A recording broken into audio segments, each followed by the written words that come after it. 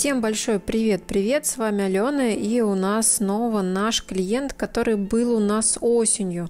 В тот момент мы сняли ему воспаление, все было хорошо, и он вроде как решил вернуться к самостоятельному подстриганию ногтей и, судя по всему, немножко перестарался, потому что выстриг лишнего. Самостоятельно он использовал фукарцин, поэтому выглядит это вот так все страшно, как какое-то непонятное розовое месиво, но здесь была допущена ошибка, так как у него воспалился боковой валик от врастания ногтя вследствие неправильного подстригания.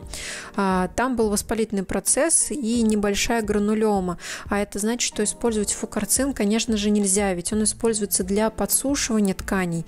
На воспалительные процессы его не назначают. А в данном случае, используя фукарцин, молодой человек все пересушил и, условно говоря, немножко зацементировал эти ткани, поэтому подобраться теперь к тому кусочку ногтя, который нам нужен, возможность представится совсем не сразу, не так, как хотелось бы, поэтому придется много оттягивать, отсоединять, много промежуточных тампонад. Часть, конечно же, мне пришлось вырезать, потому что это просто много-много раз одни и те же действия вот такого плана, то есть тампонада, сверху перекись, разъединяем, тампонада, перекись, разъединяем. В общем, что хочу сказать, фукарцин, вот эта розовая жидкость, используется только тогда, когда мы начинаем сушить, тогда, когда нет воспалительного процесса. Не в самостоятельном порядке, а именно по рекомендации специалиста. Это очень важный момент. Кстати говоря, за работой у нас сейчас не я и не мастер Елена, а спешу вам представить нашего второго подолога. Это мастер Ольга. Она сейчас занимается клиентом, потому что это ее клиент, она его ведет. И что у нас делает Оля? Она с помощью тейпа немного смогла оттянуть боковой валик, и поэтому у нее появилось чуть больше доступа к той части ногтя, где есть небольшое вырастание.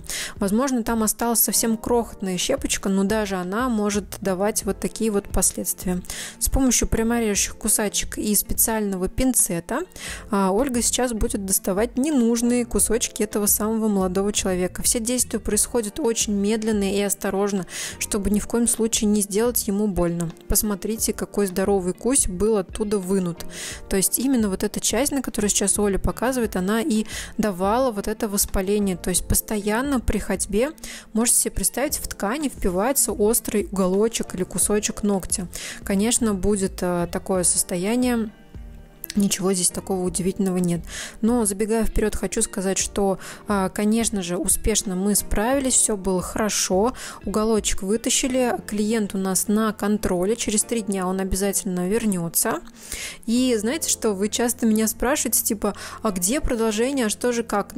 Иногда продолжения не бывает по причине того, что люди приходят, им снимают эти симптомы, и больше у них нет необходимости возвращаться. А иногда некоторых клиентов ко мне отправляют другие мастера из моего города, к примеру, и они знают, что я, допустим, сниму первичное состояние, то есть помогу обработать, привести в чувство, даю рекомендации прямо этому мастеру конкретно, и дальше он уже сам работает. Соответственно, этого клиента я могу даже больше никогда и не увидеть, поэтому вам не всегда показываю итоговые варианты, потому что если человека вроде как ничего не беспокоит, он совершенно спокойненько возвращается к тому мастеру, к которому он давно-давно привык, и я никогда никого не заставляю ходить только к нам. Боже мой, у нас куча талантливых мастеров, классных, мы друг другу помогаем, друг за друга горой. Я всегда рада всех проинструктировать, рассказать, что да как делать, и поэтому частенько бывает такое, что мои клиенты бывают у меня только по одному разу. Но я не вижу, правда, смысла заставлять людей ходить именно ко мне. Но зачем это нужно? У них есть свой мастер, который отправляет ко мне на компетентную помощь, а дальше мы продолжаем работать так, как работали. Всем большое спасибо за просмотр. Пока-пока. С вами была Алена. До новых встреч.